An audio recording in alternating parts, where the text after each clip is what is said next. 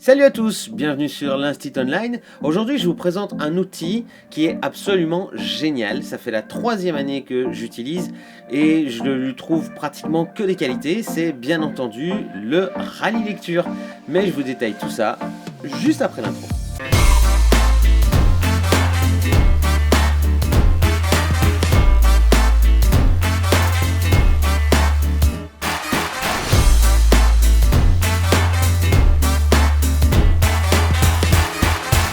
Alors concrètement, comment ça fonctionne le Rallye Lecture?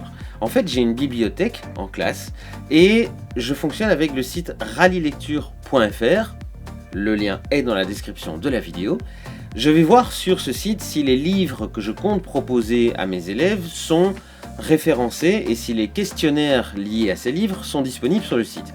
Si c'est le cas, j'intègre le livre dans mon Rallye Lecture et il fait partie de ma bibliothèque de classe dans laquelle les enfants peuvent venir choisir des livres tous les jours, puisque moi je fais le principe du quart d'heure lecture par jour. Donc le lundi, le mardi, le jeudi et le vendredi, les enfants peuvent lire des livres pendant 15 minutes et s'ils ont fini un livre, eh bien ils vont pouvoir répondre à un questionnaire, parce que c'est ça une des grandes forces du Rallye Lecture disponible sur rallylecture.fr, c'est que à chaque livre correspond un questionnaire. Il s'agit de 5 questions avec des choix multiples et au bout des 5 questions, eh bien les enfants reçoivent un score en fonction de leurs bonnes réponses et ce score s'accumule évidemment de livre en livre et le but, un des buts, c'est d'avoir le plus de points possible. Mais c'est pas le seul but.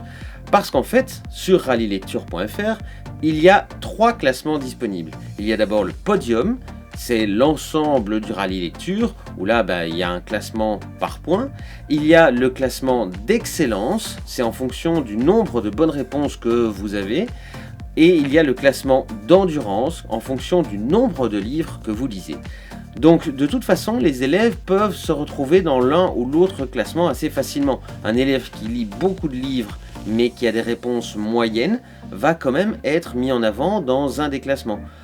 Au contraire d'un élève qui va très bien répondre au questionnaire mais qui va pas lire énormément de livres, eh bien il va quand même être mis en avant dans le classement d'excellence.